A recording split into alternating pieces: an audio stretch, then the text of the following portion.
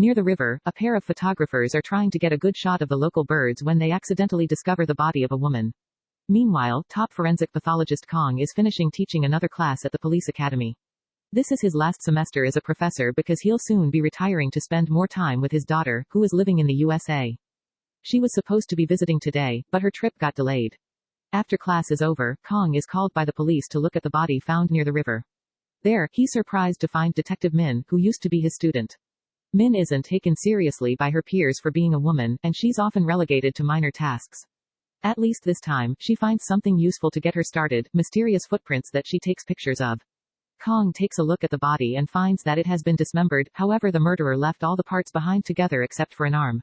Later at the police station, they look over the little information they have. The victim is Una, a 29-year-old that had been reported missing. Kong asks for theories and Min thinks the murderer wanted them to find and identify the body. Detective Yun berates her as usual, thinking this was just some crazy guy with a grudge, but Kong agrees with her and asks her to stay for the autopsy. Kong is cold and methodical with his work, but Min can't stand the sight for long and leaves the room to throw up. Later, Kong gives the cop a summary of the preliminary autopsy. Una died from a fractured skull caused by a long, hard object. Soil containing granite was found in her nostrils and mouth, marking the place where she died. There were also signs of salt that indicate she was dismembered by the sea, so the body was moved between the killing and the cutting. Yet the parts were thrown in the river, which adds a third location to the list. Min remembers there's a construction company working on the coastal reclamation project, and their factories are on the seafront. Meanwhile, Yun has found out Una used to have a boyfriend, and the cops are divided into teams to follow these two leads. Yun goes around the city asking if anyone has seen the boyfriend and has to arrest multiple gamblers until he comes across Byung-do playing the horses. He's taken to the station for interrogation, but Byung-do swears he hasn't seen Una in a month and the night of the crime he had been gambling. In the meantime, Min interviews a few factory managers, who swear they're working 24/7 to keep up with order, especially because they keep being harassed by environmental protesters, so it's impossible for a murder to happen there without them seeing it. However, the workers still end up finding the missing arm in the soil. Later in the evening, Min visits Kong at his home to discuss the case, and she's told to open the door with a piece of rope he left there because the electronic lock is broken. After petting Kang's friendly dog, she presents the crime pictures to Kong, who reaches the conclusion the killer is trying to tell them something and that the three locations should have something in common. Afterward, Min stays up late investigating the locations. The next day, she has an extensive report to present that Yun tries to dismiss, but Chief O gives her a chance. The environmental group, I Love Venus, has been trying to stop the construction company from destroying the sea and river life. The leader Sung-ho wrote a book comparing the local river to the famous statue of Venus and the way the government is destroying the river coasts to the way Venus had been severed in the past. This damage matches the state of Una's body, and the three locations had all been under construction by the same company. The day of the crime, there was a confrontation between the workers and the protesters, so operations were stopped for 20 minutes, leaving enough time for the killer to strike. The leader has a disability that causes him to walk with a cane, which matches the twisted footprint and the little hole in the mud too. Min's research is taken seriously and she's sent together with Yun to arrest the leader Lee Sung-ho, who surrenders himself easily, claiming to have to pay for what he did. Later at the station, Yun can't get Sung-ho to talk about anything other than the importance of the species living in the river, so Min takes over the investigation. She knows Sung-ho's family was one of the many that lost their ships when construction started, which means they also lost their livelihood and had to leave their homes. Shortly after this, Sung-ho's father Mr. Lee died and his sister Soo-jin ended things for herself. Min also reveals she sprayed water outside to take a new footprint from Sung-ho, which matches the one from the scene of the crime. Seeing this evidence, Sung-ho admits to being the killer. Meanwhile, Kong is at the airport waiting for his daughter, but she never arrives. A stranger approaches him to give him an envelope sent by Sung-ho, and inside he finds pictures of his daughter Hai-won tied up. The stranger is already gone so Kong can't ask him anything, and at that moment, Min calls him to tell him the killer was Sung-ho, the same person that sent the envelope. Kong hurries towards the station while he calls a friend at customs, who confirms Hai-won did arrive the other day as planned and the delay had been a lie from the kidnappers. Back in the station, Yun is asking Sung-ho for the details, but he doesn't say anything and only looks at the clock as if waiting for something. Kong arrives then and asks for a moment with Sung-ho, who isn't surprised to see him. His deal is simple, Kong must prove him innocent in 3 days or his daughter will die.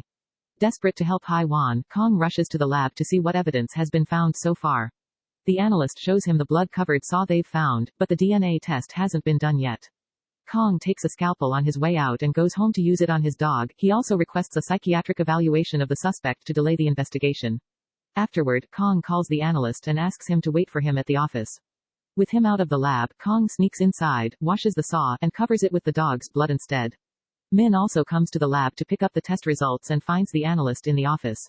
Then Kong shows up and tells the analyst to finish his work before having a chat with Min, saying Sung-ho's limited mobility couldn't have allowed him to kill a person and the evidence is circumstantial, so they should wait for the report before requesting a warrant.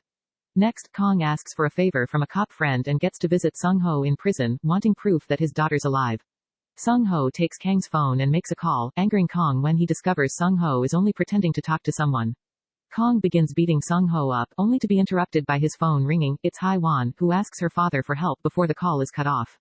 Then, Kong asks Sung-ho to tell him where the murder weapon is, but he refuses and asks Kong to think about why he killed the girl instead. The next moves to break into Eun-ah's home. Kong finds a business card and makes a call to meet Ah-ri, a friend of the victims. She doesn't recognize Sung-ho and explains there weren't men in Eun-ah's life, except for Byung-do, who was just a harasser and not an actual boyfriend. The next morning, the analyst gives Min the test results and they're shocked to see the blood on the saw belonged to a dog. Later at the station, Chief O is furious by this development, so he demands the team to find the murder weapon ASAP. However, Min is being shamed for her failure and asked to stay behind with the paperwork. Meanwhile, Kong is trying to find Byung-do. When Min calls him to ask for the autopsy report, he pretends he stayed at home because he was sick. While talking to her, Kong sees Byung-do on the street and gets ready to catch him, but then Min mentions the cops are looking for the murder weapon and Kong decides to take care of that first.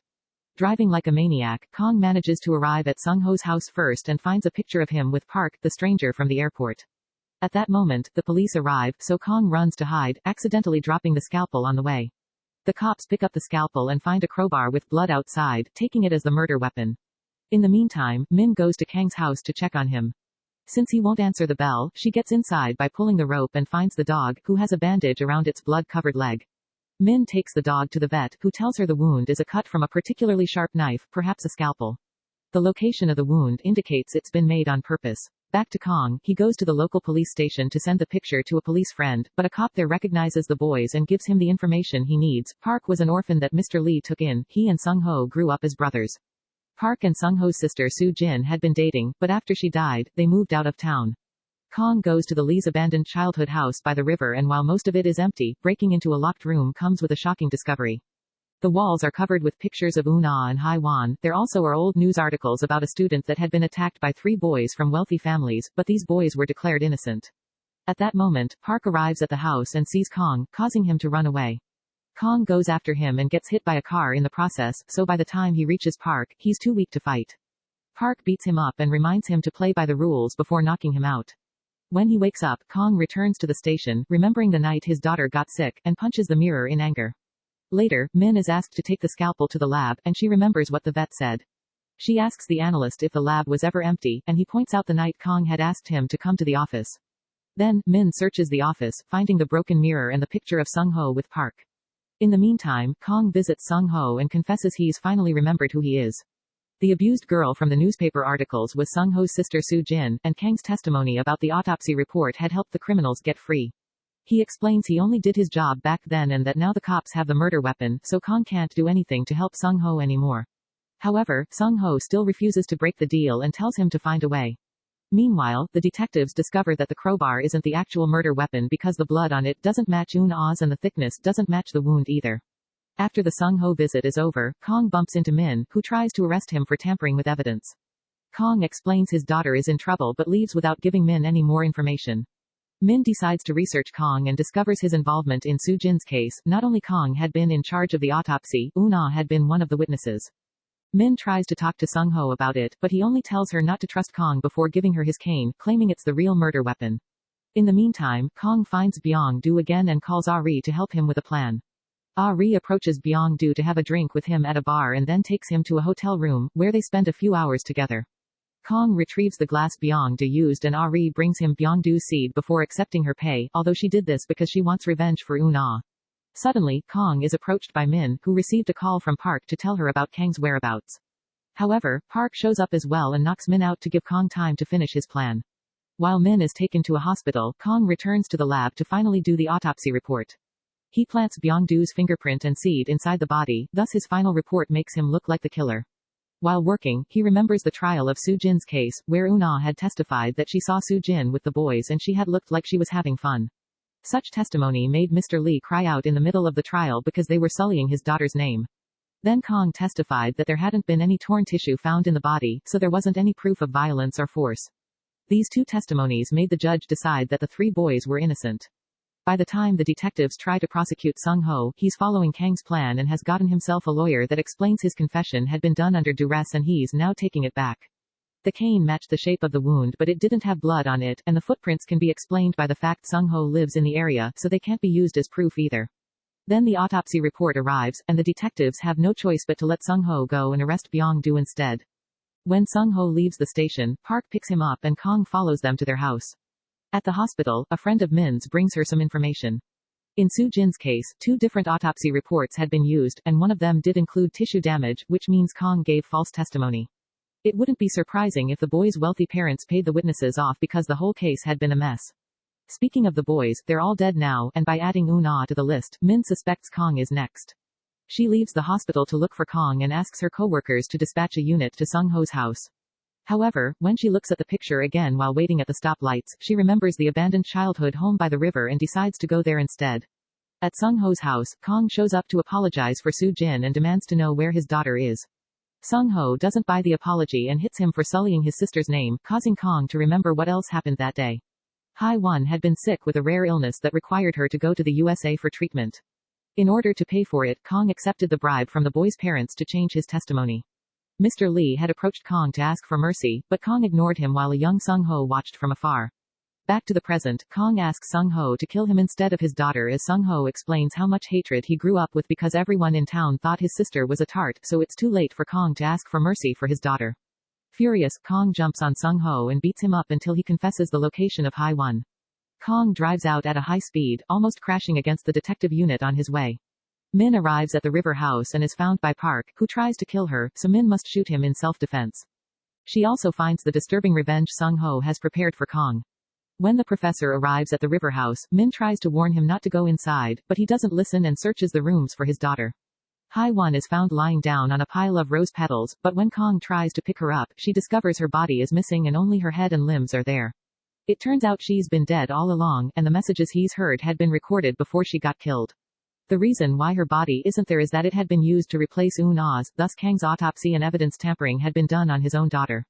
While Kong suffers in despair, Sung-ho shows up to tell him now he knows the pain he's gone through. Furious, Kong steals Min's gun and shoots Sung-ho, claiming that's what he wanted. However, Kong can't forgive himself now, so he uses the gun again, this time on himself. Thanks for watching this video. Please subscribe for more.